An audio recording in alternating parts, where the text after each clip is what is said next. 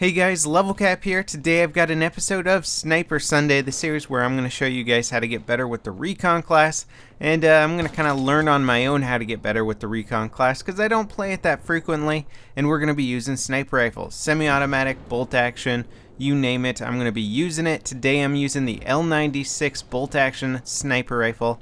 I'm really trying to get good with these bolt action guns because they are, without a doubt, some of the hardest weapons in the game to use. Now, the more I play the Recon class, the more I get in touch with its benefits, what ranges to play it, and where it's really going to excel as opposed to not excelling. And you have to treat this class like it's very fragile. Sure, it can take just as many hits as any other class, but the problem is you don't have weapons that are necessarily going to be able to outplay most people in medium range engagements. So you want to try and hit those maximum range engagements as frequently as possible, and you absolutely have to start going for those headshots.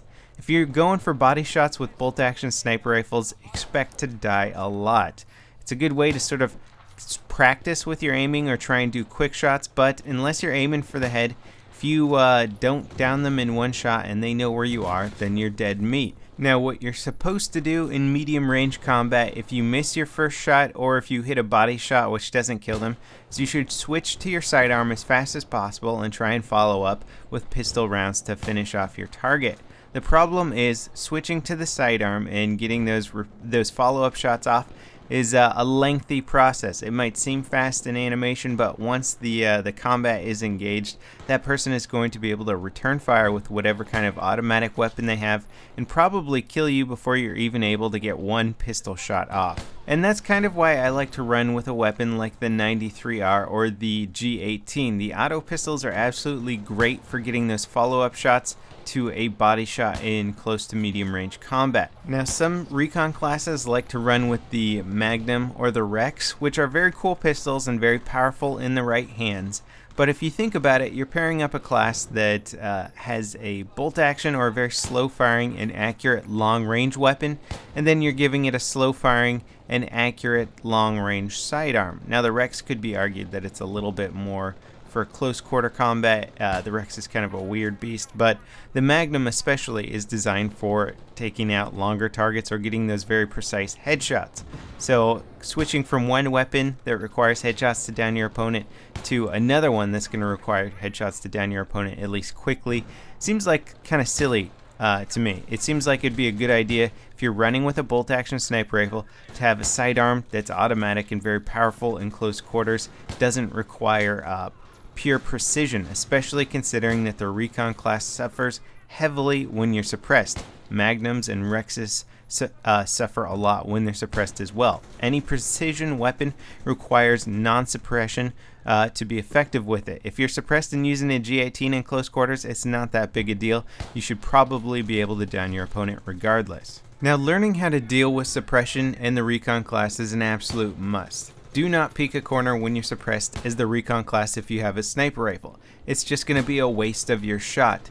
Accuracy is the name of the game with this class. If you're aiming down sights and you can't even see where your shot lands because you're suppressed, then it's pretty much pointless to take that shot in the first place.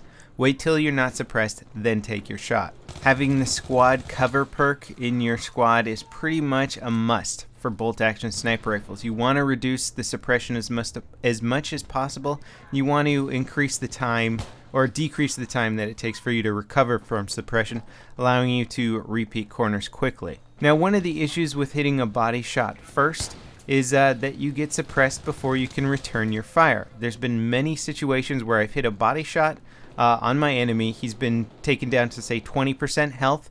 I rechamber around, aim in, my aim's perfect, looking directly at them, but at that point they've returned fire. Maybe they haven't hit me enough, but I'm suppressed. So that shot, even though it's perfectly aimed, will just miss the target and then I lose the firefight.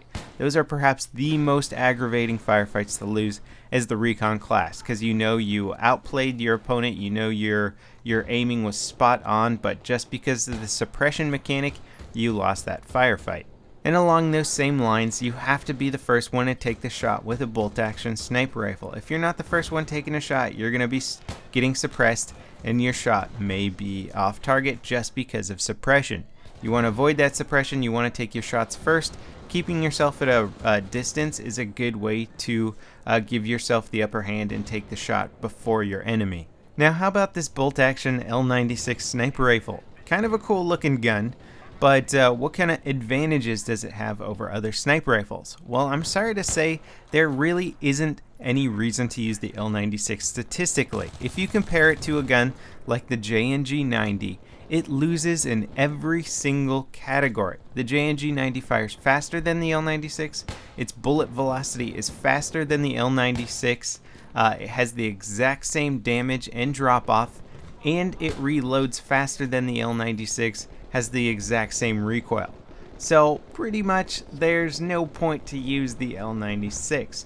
Okay, I lied about the exact same recoil. The J&G 90 has a slightly larger kick up from the shot, but it's so minuscule that it doesn't really matter. So it's kind of unfortunate, but the L96 kind of got worked into a corner statistically, and there really isn't much of a reason to use this sniper rifle. If you like the way it plays, then use the J&G 90. It's going to do everything the L96 can do, but better. Now, this has happened a few times throughout the Battlefield 3 development, and so far the devs have been pretty good about finding guns that sort of became obsolete because certain guns got buffed and just better. But so far the L96 has kind of been sitting here at the bottom of the charts in usability. Literally no reason to use this weapon when there's ones that are just better statistically. There's things that could be done to benefit the L96, since it does have the slowest rate of fire out of any of the bolt-action sniper rifles. Maybe its bullet velocity should be increased, slow rate of fire but fast shot. Or maybe you want to give it a really fast reload time. There's a lot of things that you could do to try and make the L96 a better player. Who knows if weapons are going to get tweaked ever again in Battlefield 3. BF4 is close enough on the horizon that I would imagine that there aren't going to be a lot of tweaks or changes made to BF3. So unless you enjoy the gun aesthetically, don't use the L96. It is usable, but there's just better options out there. And for anyone who is wondering, I am using the 8x scope on here. I think the 8x scope is possibly the best long-range scope for sniper rifles. I think 12x is a little bit overkill. Just the range that 12x gives you seems a little too far for most situations. 8x allows you to actually get some work done at medium range and still drop your targets at long range. It also has some nice little cross markers on there. Anyway, that wraps it up for this episode of Sniper Sunday. I hope you guys enjoyed it, and I'll see you next time. This is LevelCap, signing off.